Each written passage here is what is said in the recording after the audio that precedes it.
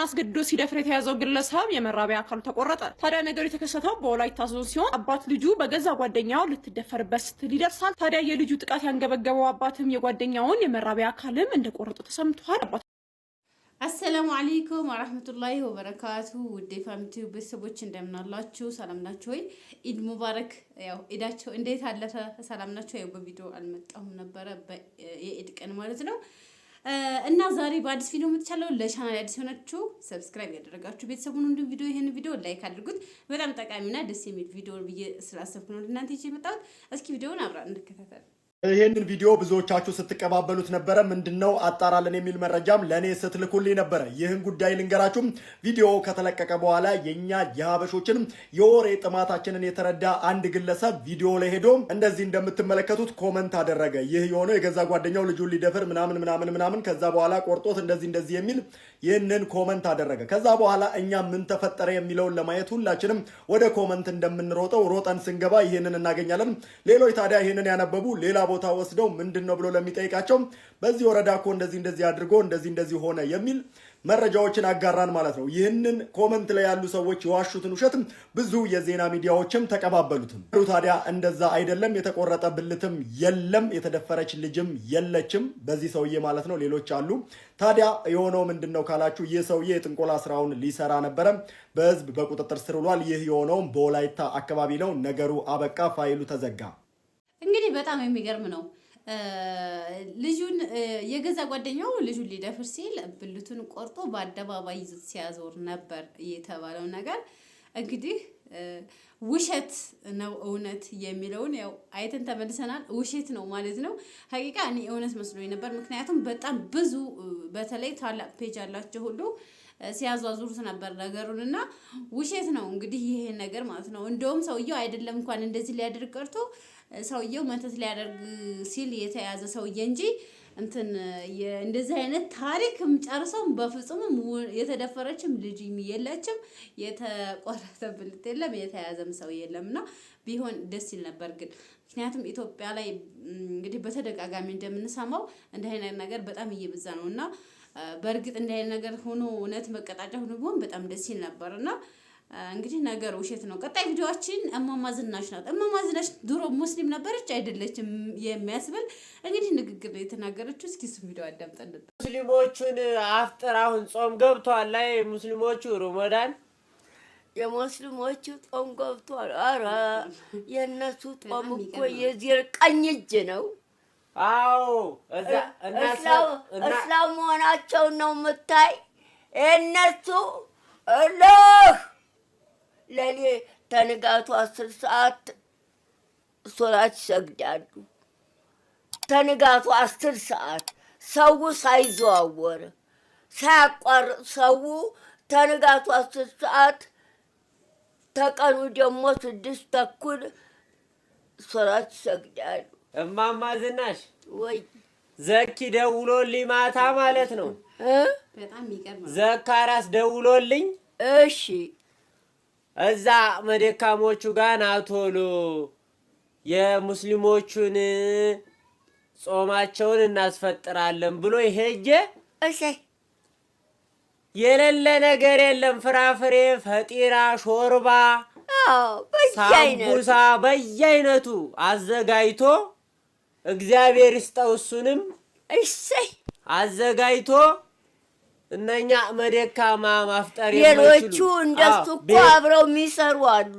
አዎ ቤት የሌላቸው ምናምን ጎዳና ላይ ያሉ ማለት ነው። ወገን እንደዚህ ተኪሳቸው አውጥተው ምናምን የማይሉት ማለት የማይገዙት ለነሱ አባታቸው ነው ዘካሪያስ እና ያረገው ነገር በጣም ደስ አለኝ። ዘካሪያስ ብቻ አይችልም፣ ሌሎቹ አብረው ተሱ ጋር ተባብረው ነው። አዎ ተዘካሪያስ ጋር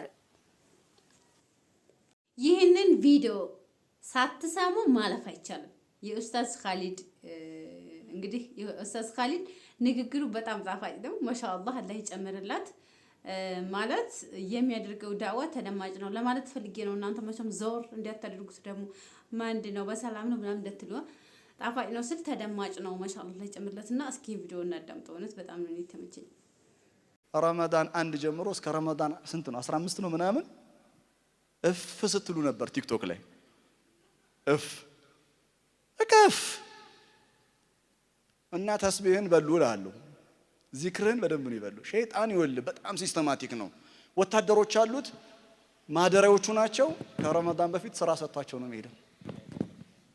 እና የሚያሳዝነው እኛ መሸወዳችን ቀላል በሉን እንዴ ያ ሐቢቢ አራዳውን እንጂ ነቃበል አላህ ያለው ሰብሕ እስመ ረቢከ ተስቢህ አድርጋለ። ለምን ተስቢህ? ምክንያቱም ይወል ረሱልን ሲሳደቡ አንተም ስትሳደብ ምናምን ልብ ይቆሽሻል፣ አፍ ይቆሽሻል። ተስቢህ ምላስን ያጠራል፣ አእምሮን ያጸዳል፣ ልብን ያጸዳል። ንጹህ ትሆናለህ። የገባ ቆሻሻ አለ በተስቢህ መጽዳት ያለበት። ከዛ ምን ማድረግ አለብን? እሱ በጋራ እንማከራለን። እሱ ጥበባዊ ያካሄድ እንሄዳለን፣ ህጋዊ ያካሄድ እንሄዳለን። ነገር ግን ከቆሸሸ ጋር ሁሉ ካልቆሸሽን አይባልም። እሱ ዲንም አይደለም። ተስቢህ አድርግ ያ ሐቢቢ።